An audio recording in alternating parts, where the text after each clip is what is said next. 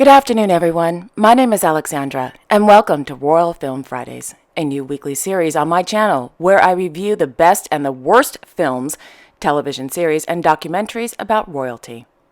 In this week's edition of Royal Film Fridays is a 2015 made-for-TV movie entitled Mary, Making of a Princess, directed by Jennifer Lisi and written by Miss Samantha Strauss.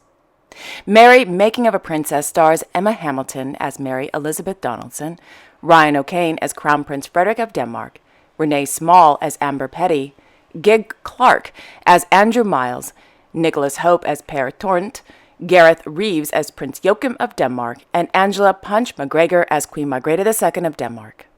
The movie, which originally aired on Network 10 in Australia, is a fluffy, light-hearted, fun movie that doesn't take itself too seriously. However, the writer does address several important issues, but we'll get to that later. The official synopsis for Mary, Making of a Princess reads as follows, quote, Mary Donaldson's transformation from an ordinary Australian working woman into the Crown Princess of Denmark is a remarkable story of great heart, passion, soul-searching, sacrifice, and joy.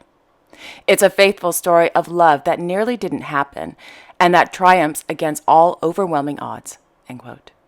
Well, that's a nice rosy synopsis, but the film is far more cheesy than that.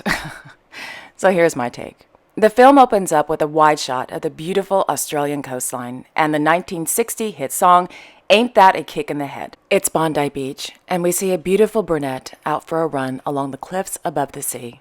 Her name is Mary Elizabeth Donaldson, a 28-year-old woman who has it all. A loving family, loyal friends, a career that is just taking off, and an amazing home in one of the hottest neighborhoods in Sydney. Yes, marvelous Mary has it all, except for a boyfriend. As Mary is jogging, she's becoming incredibly irritated. Why? Well, because for some reason, there are literally a dozen or more couples making out everywhere. She cannot get away from these people who are ruining her daily jog.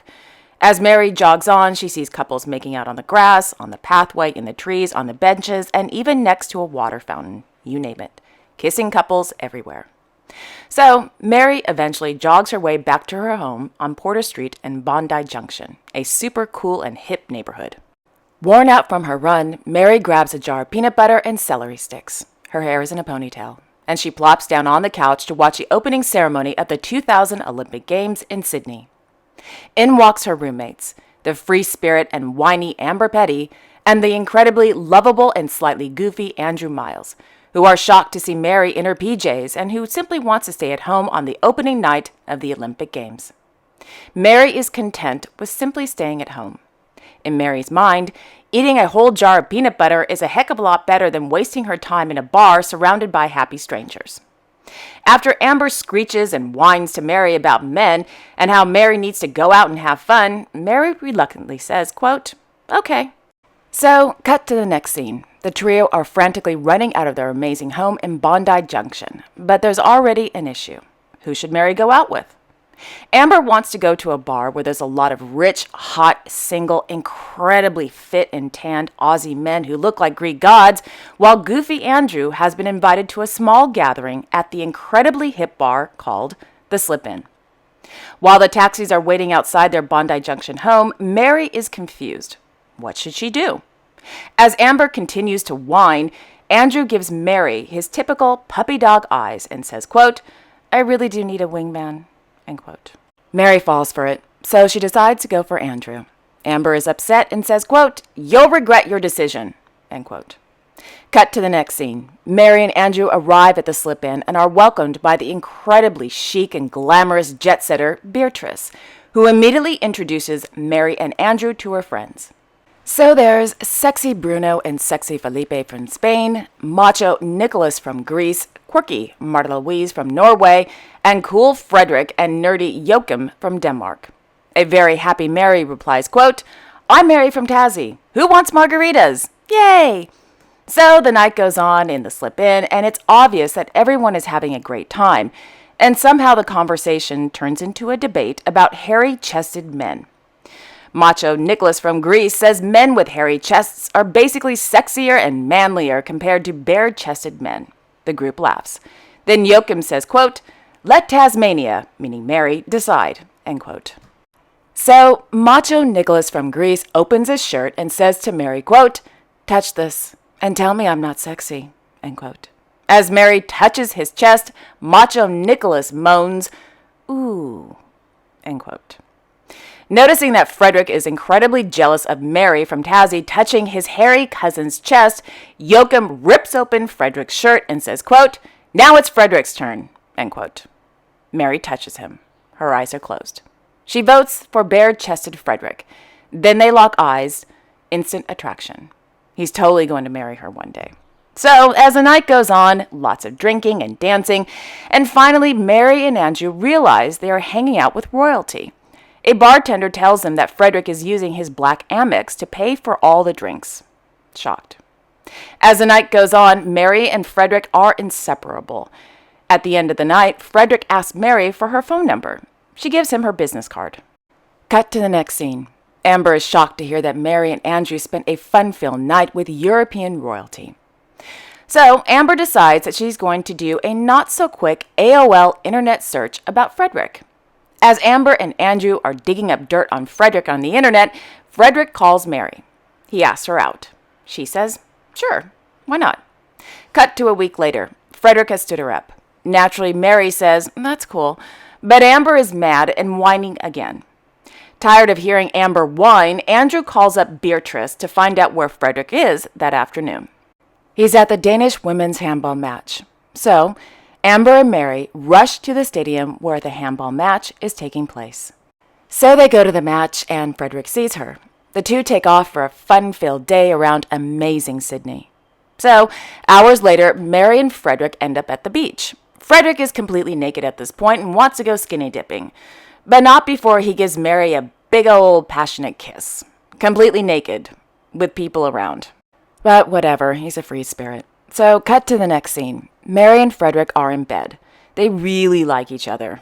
So, after a year and a half of secretly dating, and during that time, the happy couple writes each other letters and postcards, and they send each other gifts and candy and all that kind of fun stuff. And Frederick decides, well, he's going to go back to Australia to see his love, Mary. So he's back in Australia. And one morning after they had a shower together, Mary is brushing her teeth. Fred, at the most inconvenient time ever, says, quote, "I love you," end quote. A shocked Mary, with a mouthful of toothpaste, mind you, turns around and says, quote, "I love you too," end quote. Then she slowly walks towards Frederick, leans in, and gives him a very long, passionate kiss. And she still has a mouthful of toothpaste. Meanwhile, in Copenhagen, a Danish journalist begins to wonder, why is Frederick always absent from engagements in Denmark, and why is he always in Australia?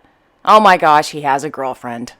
So the Danish journalist hires a local pap who tracks down Mary and eventually reveals her, Mary's identity, to the Danish journalist. Now Mary is all over the news in Denmark. Fred returns home to Copenhagen. Cut to Amalienborg. Queen Margrethe II of Denmark is having a chit-chat with Frederick about Mary. She's none too pleased. Eventually, the Queen tells Frederick that Mary needs to move to Denmark. Frederick tells Mary, and naturally Mary says, "Yeah, sure, why not?"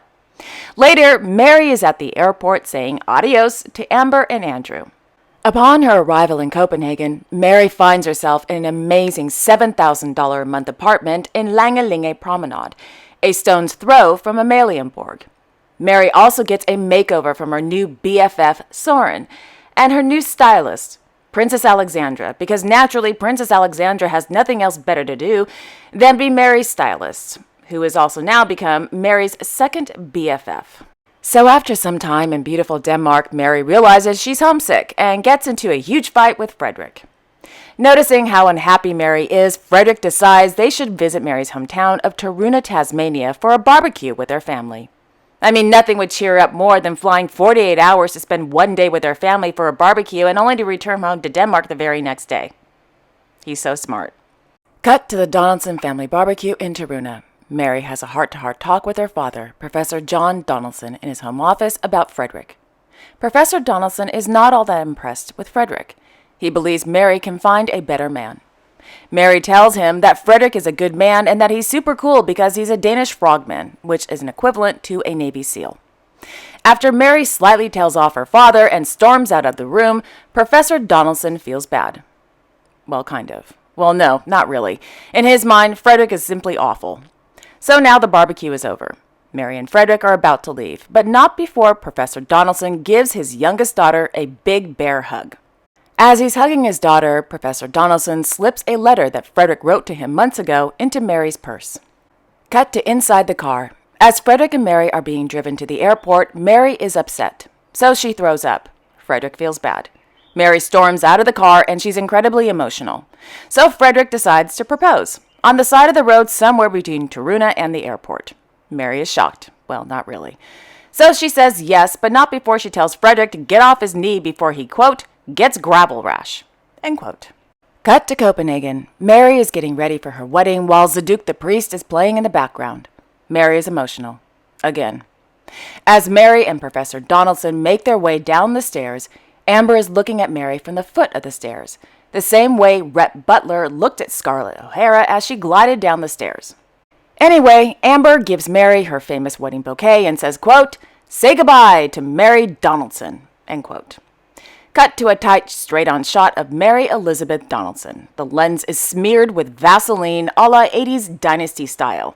At this point, it's really hard to see, and Mary replies with a determined look on her face and says, quote, never, end quote. Jeanne the priest is playing even louder than before, and we see Mary walking slowly towards the door. Another tight shot of Mary. Fade to white. The end.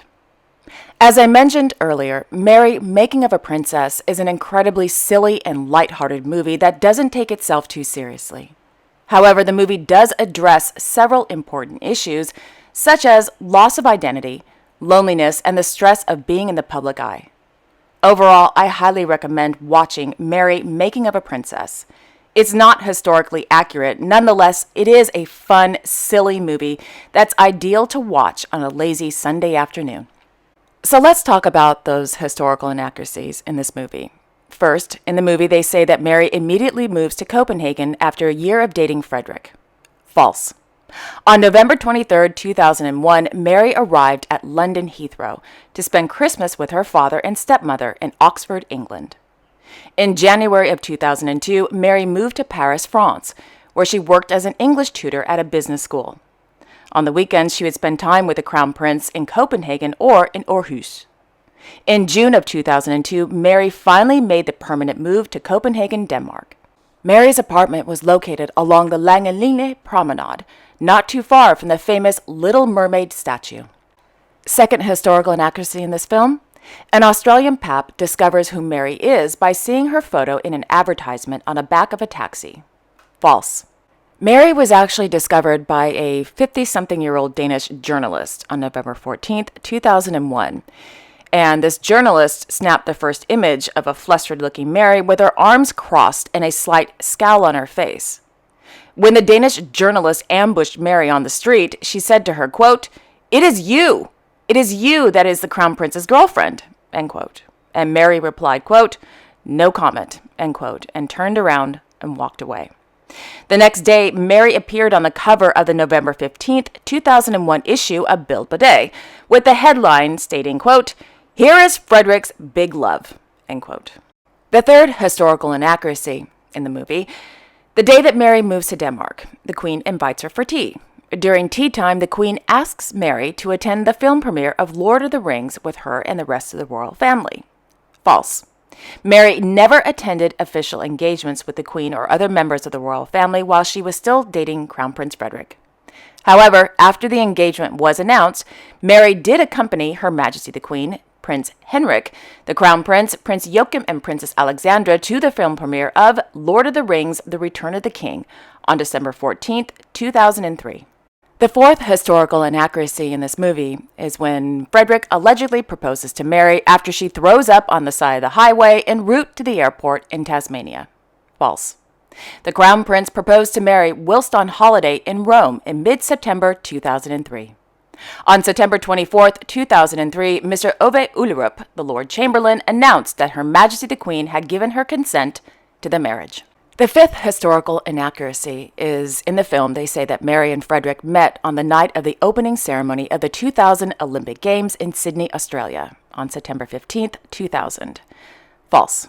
They met the night after, on Saturday, September 16th, 2000, at the infamous Slip-In, which is now closed, by the way. So here's a fun fact about the Olympics. While Frederick and Mary were getting to know each other, the future Princess of Monaco, Miss Charlene Whitstock, competed in the 2000 Olympic Games in Sydney, representing Team South Africa. Miss Whitstock, along with her teammates Penny Haynes, Mandy Lutz, Helen Mueller, and Sarah Poe, came in 5th place in the women's 4x100 race. Miss Whitstock also competed in the 200-meter breaststroke as well as a 50-meter, 100-meter, and 200-meter backstroke. So now the question is, where to watch Mary Making of a Princess? Well, the movie is available to watch on Apple TV and on Amazon. However, on Amazon, you have to sign up for True Royalty TV in order to watch the movie.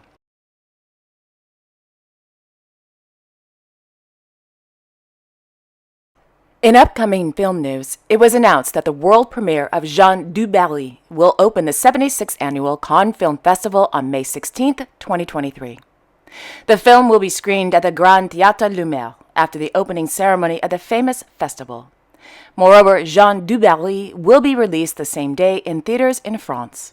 Jeanne du Barry stars Mai Wen in the title role and Johnny Depp as King Louis XV, along with India Hare and Pierre Richard. The historical drama tells the story of the rise and fall of Jeanne du Barry.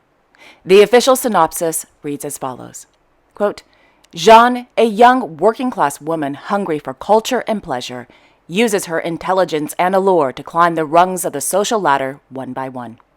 She becomes a favorite of King Louis XV, who, unaware of her status as a courtesan, regains, through her, his appetite for life. They fall madly in love, and against all propriety and etiquette, Jeanne moves to Versailles, where her arrival scandalizes the court. End quote. The film was directed and co-written by Mai Wen, who is best known for her 2006 debut film entitled Pardonnez-moi and Paulise, which she won the jury prize during the 2011 Cannes Film Festival. In 2015, Mai Wen's film Monroy was selected for the Palme d'Or at the Cannes Film Festival. If you're interested in watching the official trailer for Jeanne du Barry, in the description box below, I will leave a direct link to the YouTube channel that has, well, the trailer. Also, the trailer is in French, and there are no subtitles.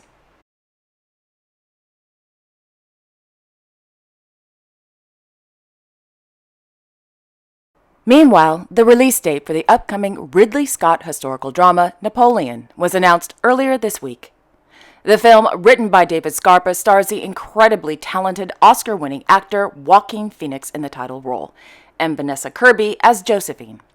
The official synopsis reads as follows, quote, the film is an original and personal look at Napoleon Bonaparte's origins and his swift, ruthless climb to emperor, viewed through the prism of his addictive and often volatile relationship with his wife and one true love, Josephine. End quote. Napoleon will be released on November 22nd, 2023, just in time to be considered for the 96th Annual Academy Awards and other award ceremonies, including the Golden Globes, the Writers Guild Awards, and the Producers Guild Awards.